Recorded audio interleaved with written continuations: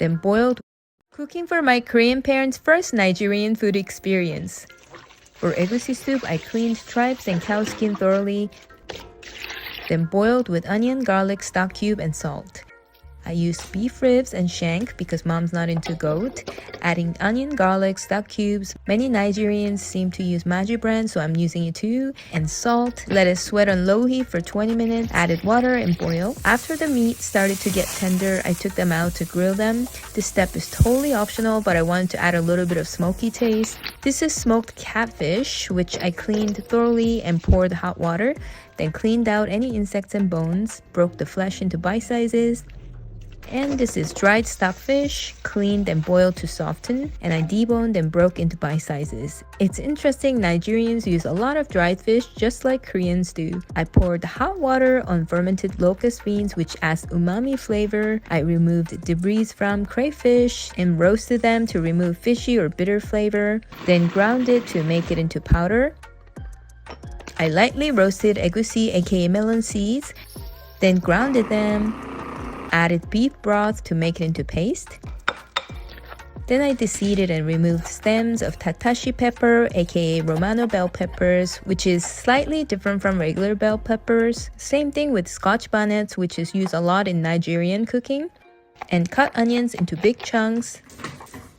Blended everything together to make a pepper mix. I preheated a good amount of palm oil, cooked chopped onions for 2 minutes, locust beans for 2 minutes, added crayfish, powder, pepper mix, stock cube, and salt. I let it simmer for 20 to 30 minutes, checking often so it doesn't burn, then added meats and cooked for 10 minutes.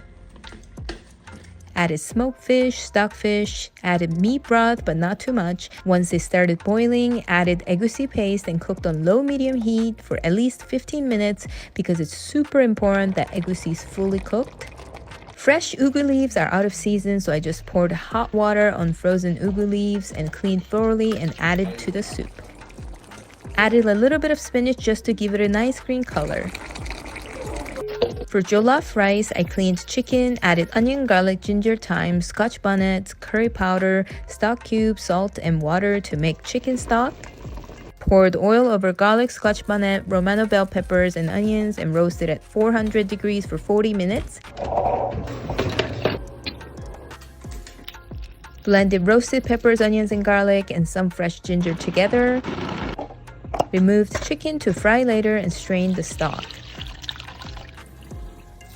I stir-fried onions in oil, used a mix of Derica and Gino tomato paste, less Derica because it's sour. I fried tomato paste for a good 20 minutes, stirring frequently, then added curry powder, stock cube, white pepper, bay leaves, thyme, and salt. Then added roasted pepper mix, let it simmer for 45 minutes, checking frequently so it doesn't burn.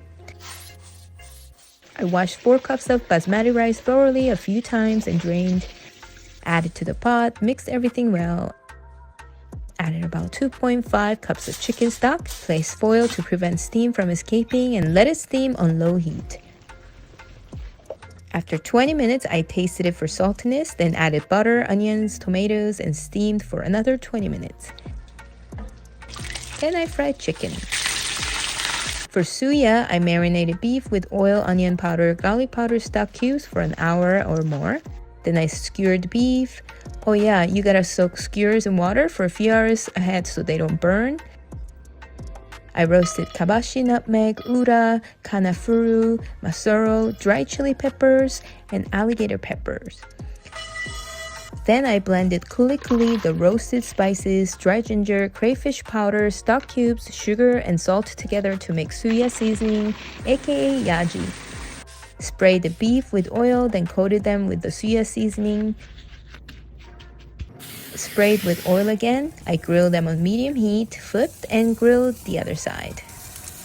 Now for akara, first washed black-eyed peas and went through them to make sure there are no stones and soaked in water overnight. Then I just pulsed 2-3 times in food processor just to separate the skin, and I kept rubbing them in water and removed the skins floating on top by pouring the water out.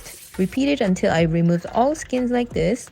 Then I blended until very smooth by adding water gradually until it reached thick pancake batter consistency. Then I whip them to incorporate air until it becomes very fluffy. I've dissolved stock cube in warm water, then added blended Scotch bonnet onions, stock cube water, and salt. Then mix them quickly. Added the bean batter with a spoon in hot oil. If they float, it means it's a success. Fried until golden brown.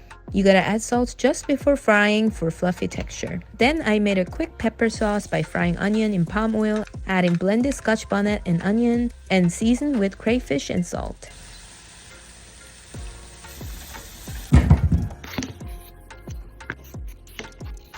For iyam, which is pounded yam, I peeled and cut African yam and washed them a few times, then boiled them until soft.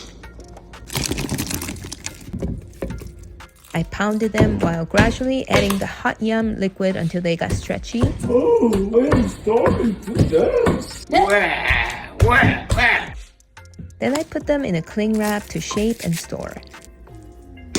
Cooking all these dishes was definitely not easy, but I loved exploring beautiful Nigerian cuisine. Watch the next video to see how my Korean mom and dad enjoyed these.